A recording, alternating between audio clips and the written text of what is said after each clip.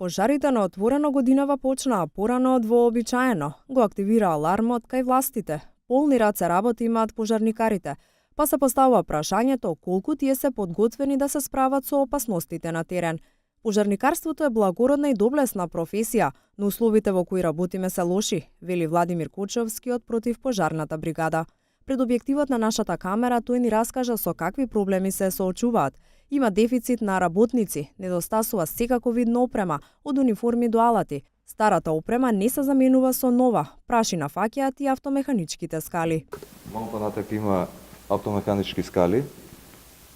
Двете се донација од збратимиот град Нидберг. Третата е купена многу одамна.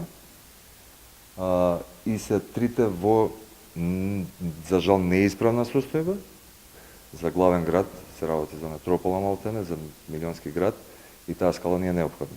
Ние сме намален број и тоа е работа, да речеме, за 15 на луѓе, а ние го правиме тоа четворица обично. Што кажува дека работиме за 4 луѓе одеднаш. Кочовски вели дека надлежните институции покажале разбирање и сочувство во однос на нивните проблеми. Има и тендер за набавка на автомеханичка скала и 3 нови противпожарни возила.